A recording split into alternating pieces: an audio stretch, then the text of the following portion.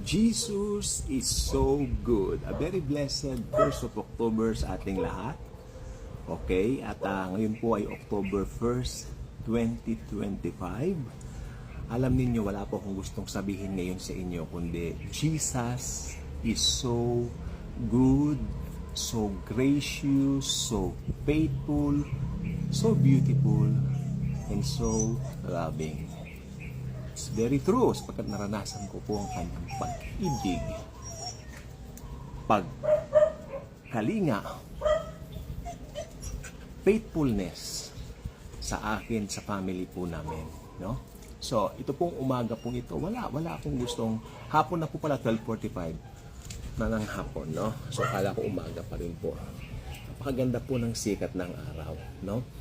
Alam niyo, masanay po sana tayo that every morning na alam natin na gumising tayo, magpasalamat tayo kay Jesus.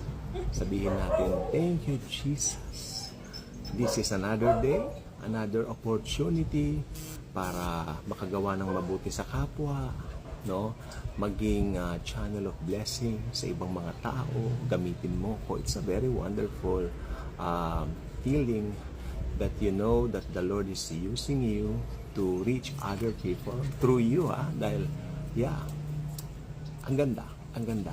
Lalo na yung alam mo na naging faithful ang Lord sa iyo sa loob ng nagdaang taon, hindi ka pinabayaan, hindi ka iniwan despite of your fears, despite of makinatakutan mo, dahil sa totoo lang po, dumaan po sa mga takot, mga nervyos, dumaan po talaga ako diyan. At pero sa biyaya ng Panginoon, dahil sa kanyang kagandahang loob, inalis niya ako doon. Diba? At alam mo naman ang Panginoon, sa gitna ng mga pinagdadaanan mo, you can be assured that Jesus is there, holding your hand, loving you, taking good care of you. Okay? So sa umagang ito, let us, teka lang po, ayan ang ating babasahin sa Bible. Nasaan na ba yun? Ayan. Let us, nasaan na ba yun? Lamentation chapter 3. Ayan. Ayun. Teka lang, ha? Ayan. Basahin natin na sabay-sabay. Gusto ko yung Bible dito. Though the Lord's mercies we are not consumed, because His compassions fail not. They are new every morning. Great is your faithfulness. Great ang habag ng Panginoon. Ang kanyang pagmamahal, ang kanyang grasya, biyaya at pagpapala ay laging bago every morning. Okay, ganito po yan. Ibig sabihin, kung ano man yung mga blessings mo kahapon, tapos na po yun eh. Opo, may bago siyang blessing bawat araw na paggising natin. Dahil siya po ay matapat, dahil ikaw ay kanyang anak. Paano ba tayo naging anak ng Diyos? Nang maborn again tayo, nang makilala natin si Jesus bilang Panginoon at tagapagligtas natin, nang pinaniwalaan natin yung finished work niya sa cross. Yan po ang dahilan why you can say that you are now a child of God, tulad na sinasabi ng John chapter 1 verse 12. And right now, since you are a child of God, wala nang condemnation sa iyo. Yan po ang sabi ng Romans chapter 8 verse 1. At ikaw ngayon ay anak na minamahal. Yan ang sabi ng 1 John chapter 3 verse 1. So ito po ang atin pong talata ngayon sa Lamentation chapter 3, especially verse 23. Ang sabi niya rito, they are new every morning. Great is your faithfulness. Ano yung new every morning? Bawat araw, bago ang mga pangako ng Panginoon. Itong gusto ko sabihin, kung nung nakaraan taon malungkot ka, wala kang confidence, ngayong taon na ito, angkinin mo, may kumpiyansa ka. Huwag ka nang pumayag na bumalik sa bondage. Huwag ka nang pumayag na matakot. Huwag ka nang pumayag na manervyos. Dahil ang Panginoong Hesukristo, siya ang ating kalayaan. We know that sapagkat alam naman natin na ang kanyang mga salita sa Bible, yan ang ating pinanghahawakan. Okay? So, rest assured, ito pong October na ito at hanggang mga darating pang panahon, ang Panginoong Jesus ay laging may mga pagpapala sa atin. Iniingatan tayo, pinoprotektahan tayo, hindi tayo pababayaan. may gusto akong sabihin sa inyo. Alam nyo ba yung pag-iingat ng Diyos? Pinaparanas lang ni Jesus yan sa mga anak niya. Yeah, totoo po yan. May special siyang care sa mga anak niya. May special siyang pag-iingat sa mga anak niya. Paano yung mga hindi anak ng Diyos? Mahal niya lahat ng tao, pero sobra yung care o pag-iingat na kanyang binibigay sa kanyang mga anak. Tayo po yung kanyang mga anak. Tayo po ay espesyal kay Jesus. Kaya mahal niya tayo at hindi niya tayo pababayaan kahit kailan. Okay? Parang sa isang kingdom, may isang hari. Mahal ng hari ang sasakupan niya. Pero mas mahal ng hari ang pamilya niya. At tayo po ang pamilya ng Panginoong Hesukristo. Ang mga believers po niya. Tayo ang apple of the eyes niya. I love that. I love that truth. And knowing that, hindi ako matatakot kung ano man ang gawin ng bukas, sapagkat ang bukas ay darating para sa akin at para sa atin na nandoon na ang Panginoong Jesus. Siya na ang pakala. Hindi tayo pababayaan. Hindi tayo iwanan. Never niyang iniwan ang kanyang mga anak na namamalimos.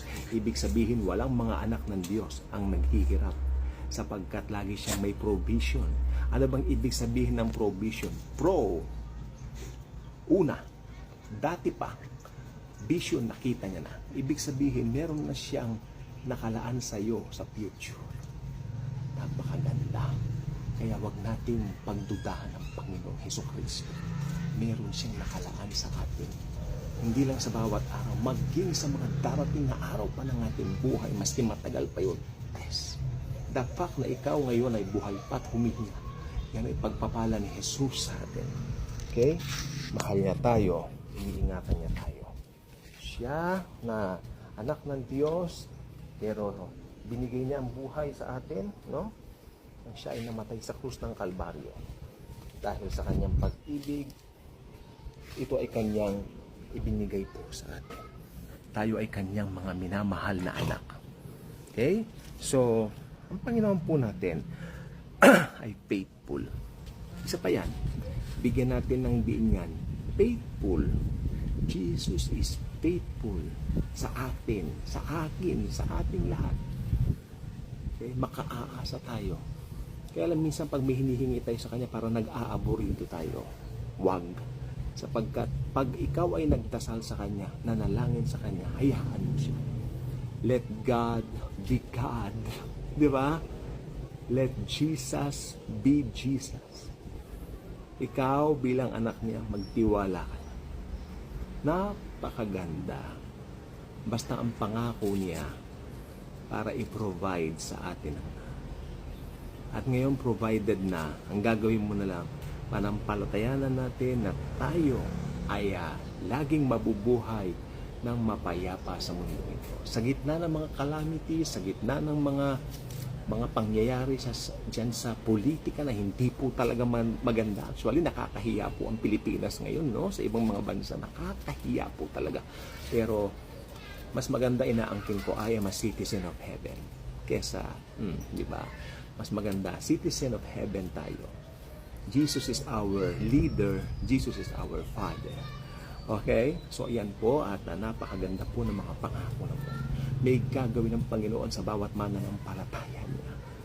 May gagawin si Jesus. Kung ano man yung mga nervyos, yung mga pangit na nangyari noon, tapos na po. Magdasal tayo.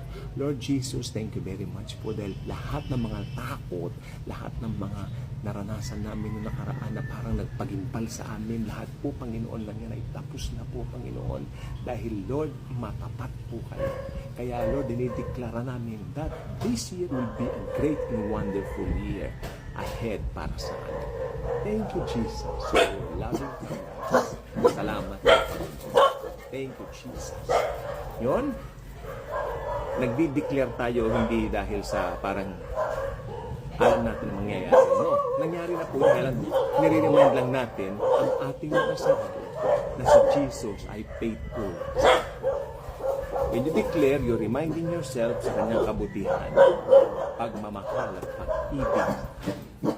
Yan ang kabutihan ng Panginoon. Lagi-lagi, hindi nagbabago. Thank you, Jesus. Hallelujah. astig.